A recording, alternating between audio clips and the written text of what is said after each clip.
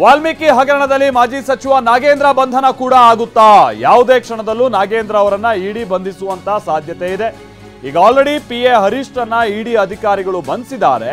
ಹರೀಶ್ ಹೇಳಿಕೆಯನ್ನ ಆಧರಿಸಿ ನಾಗೇಂದ್ರ ಅವರನ್ನ ಬಂಧಿಸುವಂತ ಸಾಧ್ಯತೆಯೂ ಇದೆ.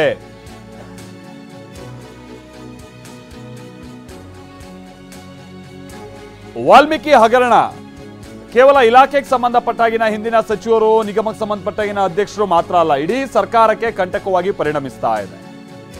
ಈ ಸರ್ಕಾರವೂ ಕೂಡ ಹಿಂದಿನ ಸರ್ಕಾರದ ವಿರುದ್ಧ ಆರೋಪಗಳು ಏನ್ ಕೇಳಿ ಬರ್ತಾ ಇತ್ತು, ಭ್ರಷ್ಟಾಚಾರದ ಆರೋಪ, ಅದರಿಂದ ಇದು ಕೂಡ ಏನು ಹೊರತಾಗಿಲ್ವಾ ಅನ್ನುವಂತ ಚರ್ಚೆ ಈಗ ಆಲ್ರೆಡಿ ರಾಜ್ಯದಲ್ಲಿ ಶುರುವಾಗಿದೆ. ಅದರ ಮುಂದುವರೆದ ಭಾಗವಾಗಿ ಈಗ ಮಾಜಿ ಸಚಿವ ನಾಗೇಂದ್ರ ಅವರ PA ಅರೆಸ್ಟ್ ಆಗಿದ್ದಾರೆ. ಕೆಲವೇ ಕ್ಷಣಗಳಲ್ಲಿ ನಾಗೇಂದ್ರ ಕೂಡ ಅರೆಸ್ಟ್ ಆಗ್ಬೋದಾ ಅಂತ ಚಾನ್ಸಸ್ ಇದೆ. ಒಂದು ಕಡೆ ನಿನ್ನೆ ನಾಗೇಂದ್ರ ಪೊಲೀಸರ ಮುಂದೆ ಸುಮಾರು 7 ಗಂಟೆಗಳಿಗಿಂತಲೂ ಹೆಚ್ಚು ಕಾಲ ನಿನ್ನೆ ವಿಚಾರಣೆಗೆ ಹಾಜರಾಗಿದ್ರು. ಮೀನ್ ಟೈಮ್ ಇದೇ ವಿಚಾರಕ್ಕೆ ಸಂಬಂಧಪಟ್ಟಂಗೆ CBI ತನಿಖೆ ನಡೆಸ್ತಾ ಇದೆ, ಇಡಿ ಕೂಡ ತನಿಖೆಯನ್ನ ನಡೆಸ್ತಾ ಇದೆ.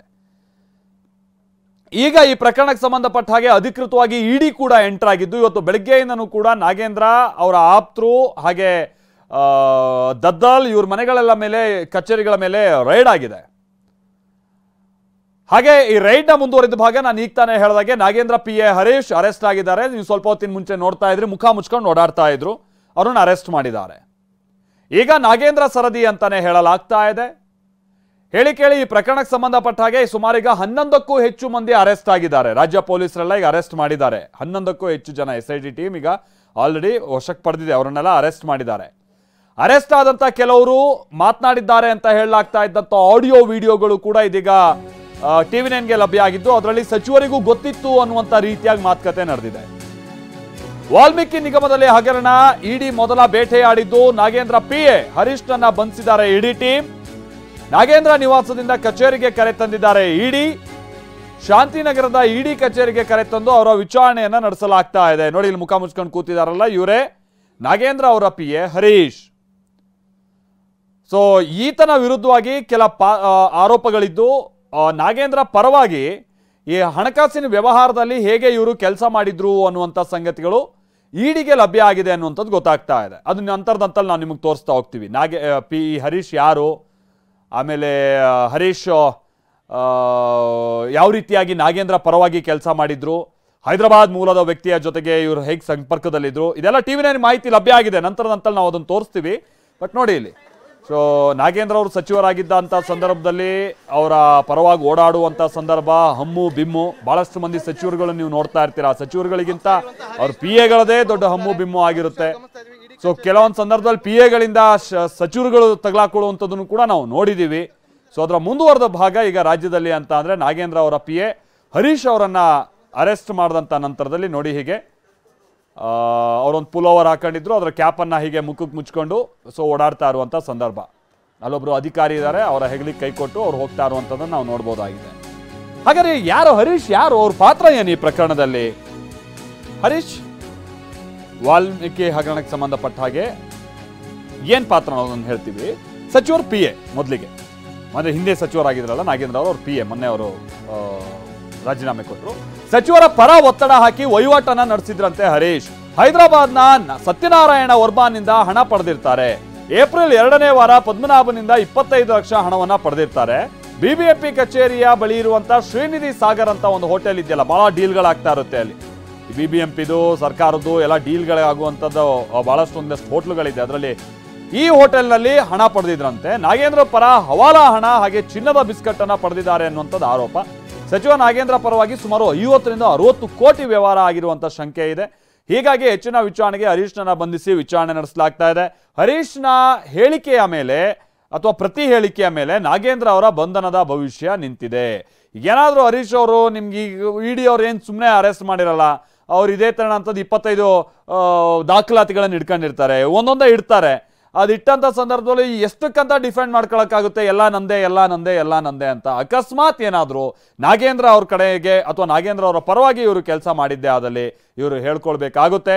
ಆಗ ನಾಗೇಂದ್ರ ಅವರನ್ನು ಕೂಡ ಅರೆಸ್ಟ್ ಮಾಡಬೇಕಾದಂತ ಅನಿವಾರ್ಯತೆ ಬಹುಶಃ ಬರಬಹುದು.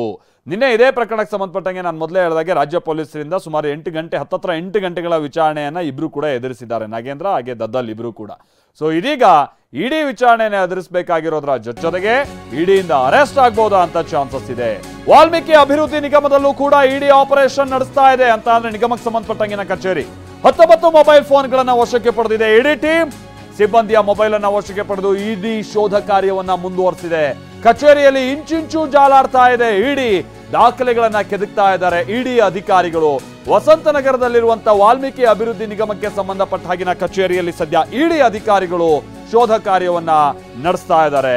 ಸಿಬ್ಬಂದಿಯ ಮೊಬೈಲ್ಗಳನ್ನ ವಶಕ್ಕೆ ಪಡೆದು ಎಲ್ಲೂ ಕೂಡ ಸುದ್ದಿ ಹೊರಗೋಗ್ಬಾರ್ದು ಅನ್ನುವಂತ ನಿಟ್ಟಿನಲ್ಲಿ ನೋಡಿ ಇಲ್ಲಿ ಅದು 19 ಮೊಬೈಲ್ ಫೋನ್ಗಳನ್ನ ಅವರು ತಮ್ಮ ಆ ಕಚೇರಿಯ ಟೇಬಲ್ ಮೇಲೆ ಇಟ್ಟಿದ್ದಾರೆ. ಎಲ್ಲರ ಮೊಬೈಲ್ ಫೋನ್ಗಳಲ್ಲಿದೆ. ಅದಾದ ನಂತರದಲ್ಲಿ ಅವರ ವಿಚಾರಣೆ ಮುಂದುವರಿತಾ ಇದೆ. ವಿಚಾರ ಅಂತ ಅಂದ್ರೆ ಈ ಇಡೀ ಕಚೇರಿಗೆ ಸಂಬಂಧಪಟ್ಟಾಗಿನ ಅದು ಯಾವ್ಯಾವ ಸಿಬ್ಬಂದಿ ಇದರಲ್ಲಿ ಭಾಗಿಯಾಗಿದ್ರೋ ಗೊತ್ತಿಲ್ಲ. ಇದು ಇಡೀ ರಾಜ್ಯದ ಜನ, ನೀವು ತೆರಿಗೆ ಕಟ್ಟುವಂತ ಮಂದಿ ಸರ್ಕಾರದ ಮೇಲೆ ಭರವಸೆ ಕಳ್ಕೊಳ್ಳುವಂತ ಒಂದು ಹಗರಣ ಇದು. ಯಾಕಂದ್ರೆ ಸರ್ಕಾರದ ದುಡ್ಡು ಹಿಂಗೆ ಸುಲಭವಾಗಿ ಇನ್ನೊಂದು ಅಕೌಂಟಿಗೆ ಟ್ರಾನ್ಸ್ಫರ್ ಮಾಡ್ಕೊಂಡು ಇವ್ರು ಎತ್ತಾಕೊಂಡು ಇವ್ರಿಗೆ ಬೇಕಾದಂಗೆ ಬಳಸ್ಕೊಂತಾರೆ ಅಂದ್ರೆ ಹಾಗಾದ್ರೆ ಇಲ್ಲಿ ತನಕ ಎಷ್ಟು ಲೂಟಿ ಮಾಡಿರ್ಬೋದು ಇವರೆಲ್ಲ ಸೇರ್ಕೊಂಡು. ರಚಪ್ಪ ನಮ್ಮ ಪ್ರತಿನಿಧಿ ಇದಕ್ಕೆ ಸಂಬಂಧಪಟ್ಟಂಗೆ ಮತ್ತಷ್ಟು ಡೀಟೇಲ್ಸ್ ಅನ್ನ ಕೊಡ್ತಾರೆ. ನಮ್ಮ ಜೊತೆಗೆ ನೇರ ಸಂಪರ್ಕದಲ್ಲಿ ಜಾಯ್ನ್ ಆಗ್ತಾ ಇದ್ದಾರೆ. ರಚಪ್ಪ, ಏನ್ ಅಪ್ಡೇಟ್ಸ್ ಗೊತ್ತಾಗ್ತಾ ಇದೆ ಇಡಿ ಕಚೇರಿ ಬಳಿ, ಅಂದ್ರೆ ಈ ವಾಲ್ಮೀಕಿ ನಿಗಮದ ಕಚೇರಿ ಬಳಿ ನಡೀತಾ ಇರುವಂತ ರೈಡ್ಗೆ ಸಂಬಂಧಪಟ್ಟಾಗೆ ಹೇಗೆ ಸಾಗ್ತಾ ಇದೆ?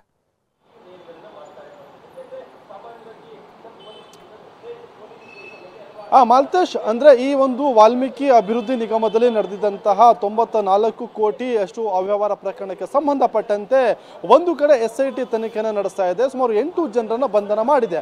ಆದರೆ ಸಣ್ಣ ಪುಟ್ಟವರನ್ನ ಬಂಧನ ಮಾಡಿ ದೊಡ್ಡವರ ರಕ್ಷಣೆಗೆ ಸರ್ಕಾರದ ಒತ್ತಡಕ್ಕೆ ಮಣಿದು ಅವರ ಒಂದು ರಕ್ಷಣೆ ಮಾಡುವಂತ ನಿಟ್ಟಿನಲ್ಲೂ ಕೂಡ ಕಾರ್ಯಪ್ರವೃತ್ತರಾಗಿದ್ದಾರೆ ಅನ್ನುವಂಥದ್ದು ಅಲ್ಲಿರುವಂತಹ ಹಿರಿಯ ಅಧಿಕಾರಿಗಳಿಂದ ಬೇಸರಗೊಂಡಿರುವಂಥದ್ದು ಎಲ್ಲವೂ ಕೂಡ ಒಂದು ಕಡೆ. ಆದ್ರೆ ಸದ್ಯಕ್ಕೆ ಇಡಿ ಎಂಟ್ರಿ ಆಗಿರುವಂತಹ ಕಾರಣದಿಂದಾಗಿ ಈ ಒಂದು ಪ್ರಕರಣ ಮತ್ತೊಂದು ದಿಕ್ಕಿನ ಸಾಗಿದೆ.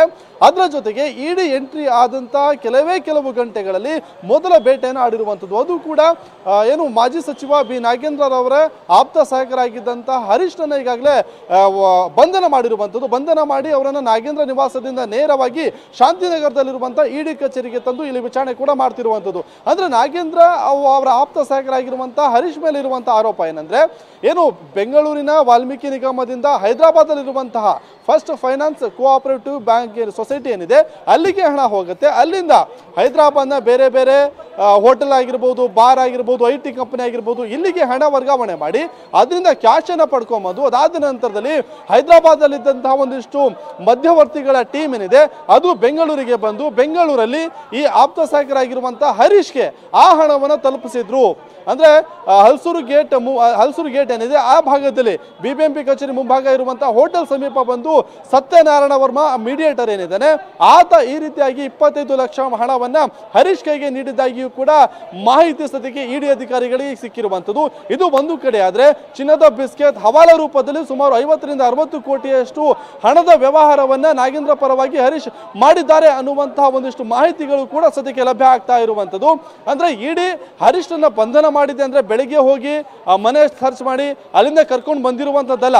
ಈ ಒಂದು ಹಗರಣ ಬೆಳಕಿಗೆ ಬಂದು ತಿಂಗಳುಗಳೇ ಕಳೆದಿದೆ. ಹಾಗಾಗಿ ಅವರ ಒಂದು ಬ್ಯಾಂಕ್ಗೆ ಸಂಬಂಧಪಟ್ಟಂತೆ ನಾಗೇಂದ್ರ ಅವರ ಬ್ಯಾಂಕ್ ವಹಿವಾಟು, ಅದರ ಜೊತೆಗೆ ಹವಾಲಾ ದಂಧೆ ಆಗಿರ್ಬೋದು, ಈ ಎಲ್ಲದಕ್ಕೂ ಕೂಡ ಸಂಬಂಧಪಟ್ಟಂತೆ ಈಗಾಗಲೇ ಇಡಿ ಅಧಿಕಾರಿಗಳು ಸಾಕಷ್ಟು ಮಾಹಿತಿಯನ್ನು ಕಲೆ ಹಾಕೊಂಡು ಅದಕ್ಕೆ ಸ್ಪಷ್ಟೀಕರಣ ಕೇಳುವಂತ ನಿಟ್ಟಿನಲ್ಲಿ ಈಗಾಗಲೇ ಹರೀಶ್ನ ವಿಚಾರಣೆ ಕೂಡ ನಡೀತಾ ಇರುವಂತದ್ದು.